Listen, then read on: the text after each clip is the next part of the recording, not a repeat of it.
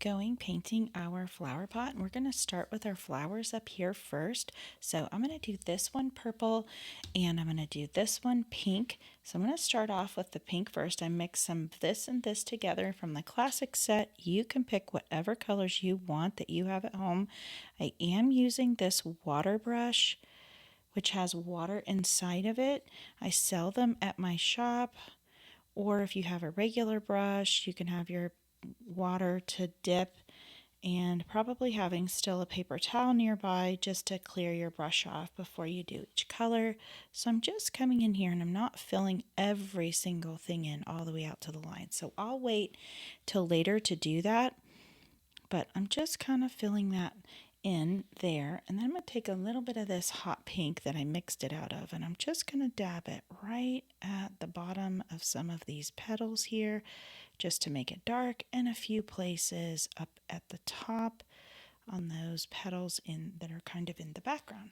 So we'll wait to do the middle until that dries a little bit. So now I'm going to go to the purple right here, and I'll show you that I like to go around the outside of this edge. So whether you're doing this from the girly book, or you're a kid at heart, or you've picked this up and you're just painting it as a grown-up, this is easy to do. And I'm going to leave it just like that for a minute and let it kind of set up a little bit.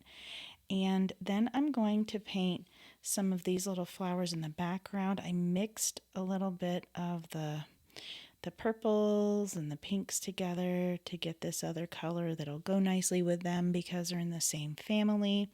And I'm actually going to do the same color over here, even though these are a little bit different. You could paint them as leaves, but I wanted to give some pop there and make them look bright, just like that. So the rest of what I have to paint here are leaves, and you can make any of them flowers if you'd like, but I'm going to go ahead and take some of I've cleared my brush. I'm going to take the water of my brush and kind of come around some of those areas where that paint was. That was pretty wet, so it hadn't set up quite right. And that way I've got darker on the outside and just a light paint in the middle. This one didn't have as much, so I added some. You can see that. And I'll come along here and actually wait on that one. So I can take some of the purple. I made this with mixing purple and pink together a little bit. And so I'm going to come in here and kind of take a little bit of that darker like I did over there. And just come around the outside a little bit in a few places just to give it a little bit of a punch. I'm going to wait on the middle. And that's the trick to watercolor. It's just waiting for areas to dry, because if I start painting that, I'm going to do it yellow, so I might get some of that yellow and purple mixed together, and that will make a brown, and I really don't want the middle of my flower to be brown. So while I'm waiting on that, I'm going to start painting this handle over here because I don't want to go near here just yet. And I'm going to go and get this gray. If you don't have this set and you need a gray, you can mix like a blue and an orange together sometimes to get like a gray. Anything on the opposite side of the color wheel from each other mixed together would give you like a black or gray. So you can see I left the white of the handle, or white of the paper, right here in the handle so that it will look like a highlight. And so I'll do the same thing over here. I'm going to take a lot of gray. I might even actually take a tiny bit. I have black in this box. Kind of put that along there. And I'm going to come to the bottom of this side over here. I'm going to clear my brush off onto my paper towel. And now I'm going to loosen up some of that paint. I'm going to come over here and loosen this up. I'll go back over to that in a second. And I'm going to leave a little bit of white of the paper in the middle. And the reason why is, so I just got some more paint. I'm going to go very carefully around that flower that I just painted. And I don't want to paint over my leaves. And I'm going to leave a little bit of white right there in the middle. See how I did that? Painted over here, and left this white in the middle. So that's how I can make it start looking, even though the paper is just flat, I can start to make that look rounded. And it's okay if you just do it straight across and do it flat, that's okay too. But if you wanted it to look like my example, that's how you would do that. Okay, and then over here, this is set up a little bit. And I didn't leave any white of the paper over there, so if you did this for any of them, I'm taking my paper towel that's clean very carefully and just dabbing that down and pulling it straight up. I'm not wiping it. And that way, it almost looks like I have the white of the paper there, even though it's a little bit gray still. Okay, so I'm going to do the same thing down here. I'm going to make a line across here. And across here. And I'll leave that for a minute just to kind of what I'm calling setting up or just drying for a second. And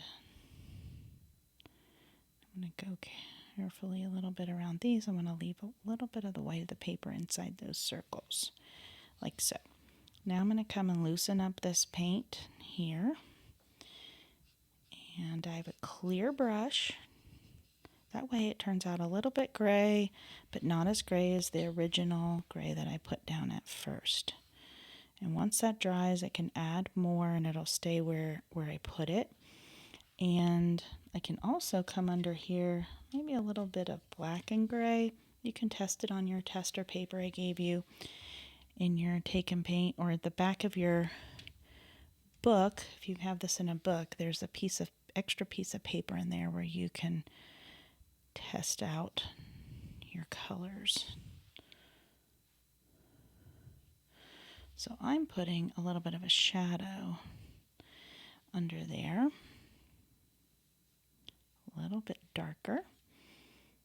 That one's pretty dark already. That's too much. A black is just going to be too much. So I've added some water to it and tested out.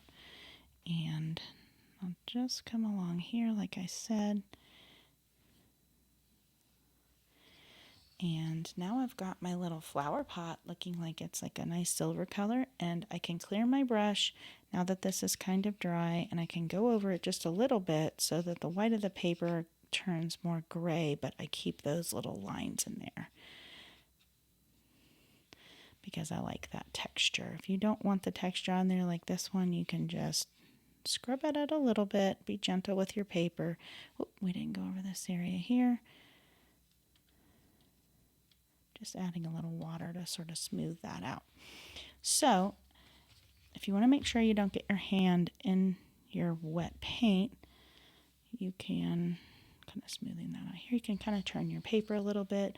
I'm going to add a little bit, another layer of this purple here at the center and some on the edges. Not around every single one, just a few of them. Or not all the way around every single petal, I should say. And then maybe over here I'll dot a little bit of that pink purple into there.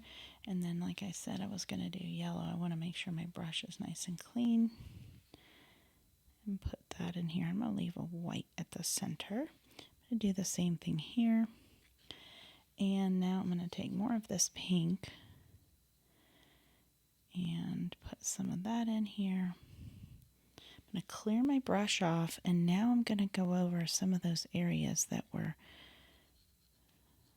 where my puddles dried. I left some white around the edges, which I do like. I think I was using this color. And I'm adding another little layer behind it so it has a couple different shades of that pink in it. And over here, I'm going to add some more paint on top because it kind of soaked into the paper a little bit and I want it to be brighter. just like that. Okay, so now I'm ready for my leaves. I've mixed up two greens over here. One has this green with a black because the green in this kit is so bright. And assuming this flower is dry right here, I can go ahead and get started. Since these are both green, I can go next to that.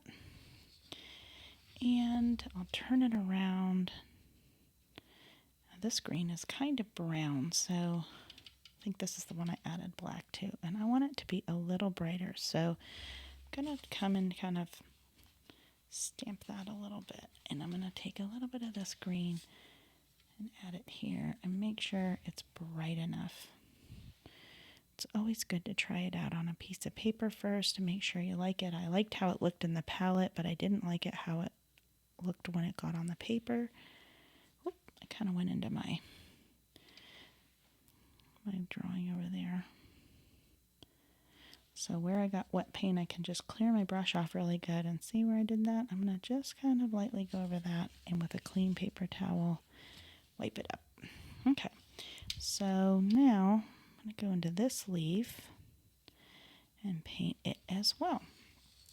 I'd like my other leaves to be a different color, so I've got this one here. I'll try it out. So far, I like it. That one was the green and a brown mixed together. It's not quite as muddy of a look.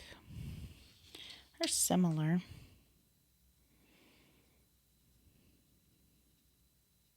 You can always add green and yellow together, it's fun.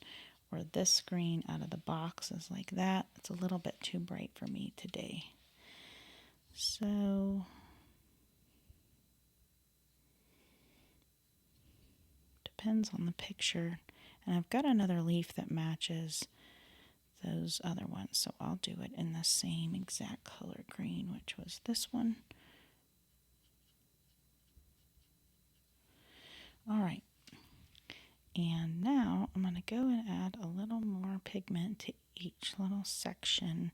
And if I do it like that, then it'll dry with some pigment at the edges. So it looks a little different than just painting it all over, which is what I used the wrong green there, which is what I had done earlier. So, and you can always leave on these like a little bit of, especially these berries, a little bit of the white of the paper is always fun. And that's a leaf right there, so I'll go and get that. And now I'll kind of dab a little bit of black, not filling it in right at the edge to make it look like a shadow.